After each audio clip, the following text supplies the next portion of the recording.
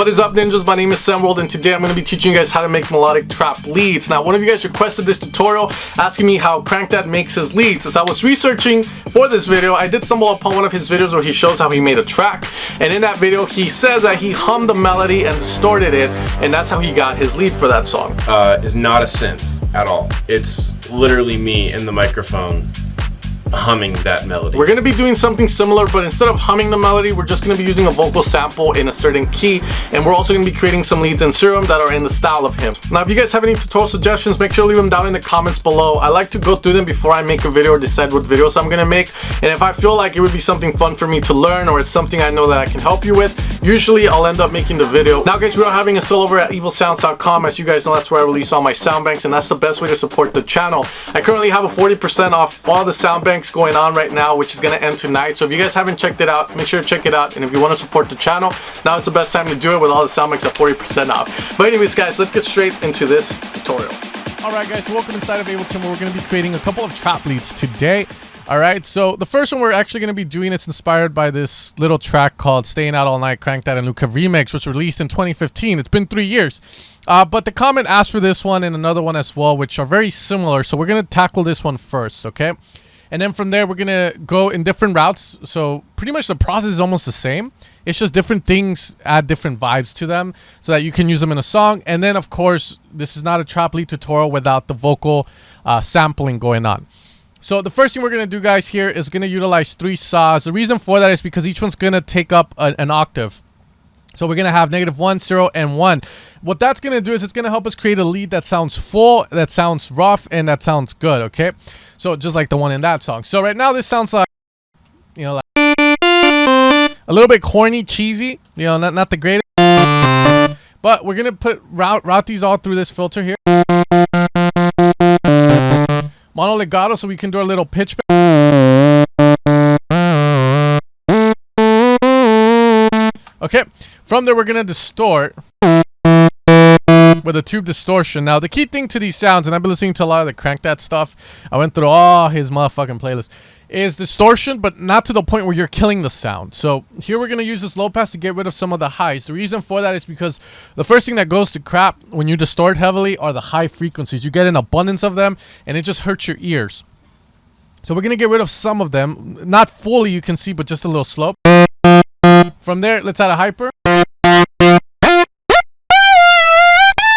So now we're starting to get something that sounds like what we're going for. Let's add a bit of reverb, OTT on that.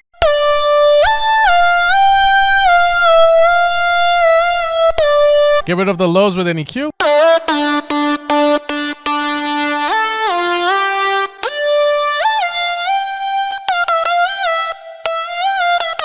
Okay, very standard there. That's going to be our trap lead.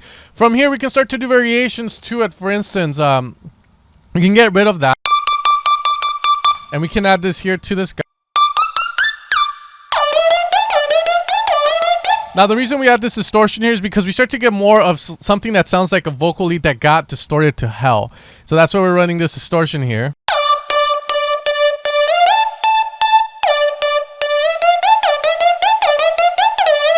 Okay, and here we're going to increase this low pass so we can lower the depth. And that's going to give us something that sounds pretty cool. Okay, you can increase it.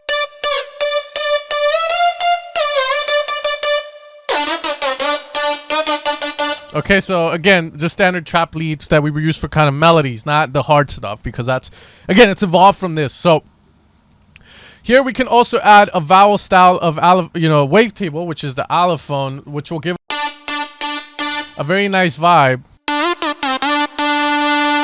Now the key you want to hear for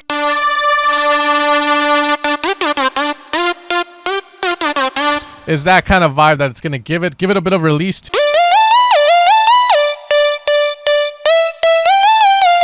Okay, so we can do a lot with it for sure, as you guys can see. Now, going a little bit more with this, one of the cool things you can also do is utilize a bandpass. So one of the effects I really like from one of the songs from Crank called Say It, I think it's very catchy. It's like a drum and bass vibe, but it has this kind of trappish lead on top of it, is utilizing a bandpass, and we're going to do this with vocals as well, by the way.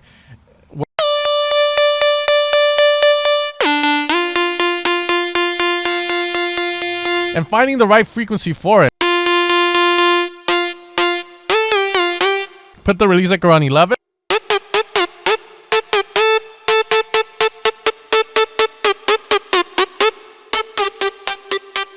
Let's detune a bit, but make this and get rid of all this. We don't. These kind of leads are just like.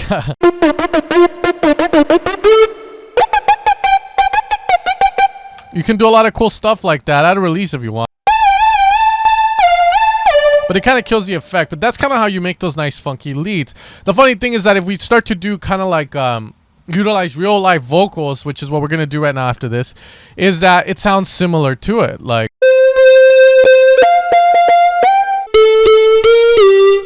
you know, so that's another thing we can do to create these nice trap leads. Again, you know, it's distortion done properly. Very simple, as you guys can see, but that's the point. Keep it simple and you will succeed. Now, guys, what we're going to be doing is sampling my beautiful voice. I recorded myself going up.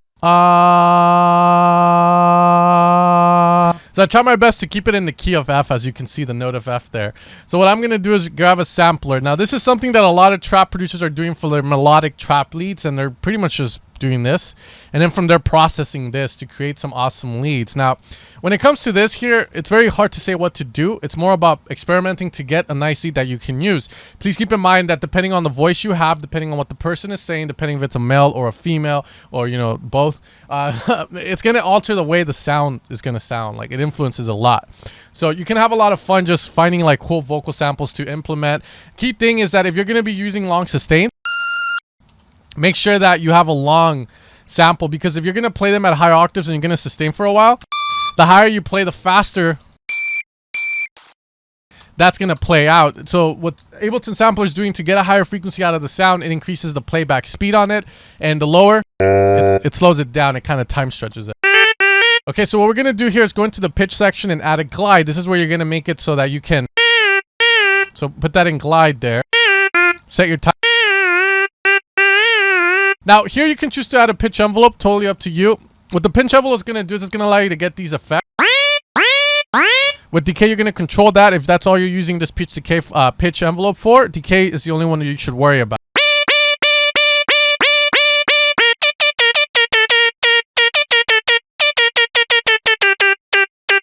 Okay, I'm going to choose not to have it. From here, the other thing you can choose is if you want more of that kind of detuned vocal sound, you can increase the spread. So what happens here is we get another sample of this, playing with it at a detuned rate. So you get sort of like, you put a chorus on it, or like you got a saw, two saws, and detune them a bit. So that's kind of like the effect we're doing there. And from there, we're done. From there, what you want to start doing is you want to start distorting it. So what I like to do is I like to put a EQ or a filter before it. You can use the auto filter or an EQ8. The reason for that is, again, just to get rid of some of the highs that we don't need. So we can distort a bit heavier with that. And then from there, we can start to distort. Now, I want to go over a few distortions with you guys inside of Ableton, because there's a lot that people don't utilize. And one of those is going to be the vinyl distortion. Vinyl distortion is cool. You know, I really don't know why it's called vinyl. I'm not going to lie. But what I do know is I do know what's going on. So pretty much the top one is going to be adding positive harmonics. When you think of positive, think of a saw. So this is distorting or saturating with that in mind. You're going to have your gain. You're going to have your frequency where you're going to be applying it. And then you're going to have your bandpass or your beat. I don't know what it means. I see it as a quadrant. So how much you're targeting. So you can see that's the effect it kind of gives. So for the tracing model, again, positive harmonics, you're going to be utilizing this for the gain, frequency, and then the quadrant. You can say the Q. How big is the bell? The bottom is going to be adding odd harmonics. Odd harmonics, you can think of it like a square wave. Square wave tends to have all odd harmonics, but what this is going to do is as you add, it kind of creates like a stereo vibe to your sound. So what we're going to do is add a reverb there at the end, just to kind of give it a... We're going to put the spread down.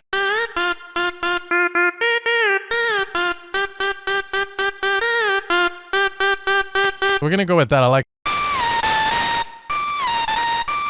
So again, you can see the high.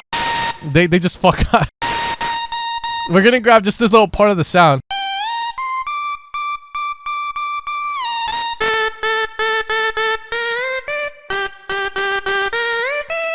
And then from there, let's just put in OTT. You can't go wrong with that bad boy.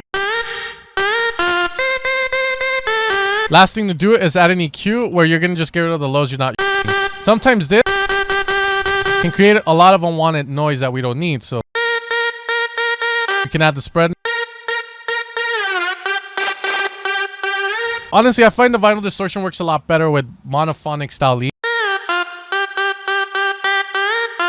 Getting rid of that there, we can go the route of crank that, which is utilizing a saturator with a very hard drive. You know, saturation overdone is going to be distortion, so that's another way that we can kind of come into this. He utilizes the hard curve. Turn the soft clip on. I'm going to lower this output down so we don't blow our ear.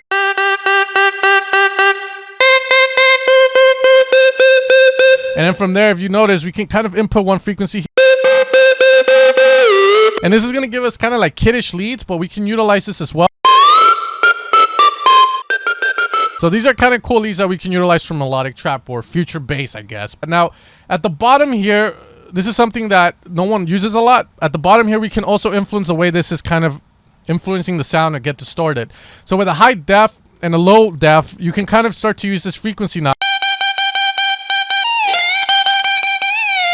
to kind of alter how it sounds like. As you can see, with a low bass, you get more of the lows in there. And with a high bass, you kind of like the lows aren't really doing much there. So this is something we can utilize with in relation to everything else. Key thing here is that you can switch between them all because they're all going to give you different vibes. But the wave shaper is one that's cool because when you open it up, now you extend the saturator, you have access to these tools now. So here you can alter the way that looks. The curve is going to squeeze it, add a bit of a spectral vibe, as you can see. Let's lower this down. We can add dampness. You can see in the center how that changes. That center part there, it kind of lends it out, and this is going to center it more like.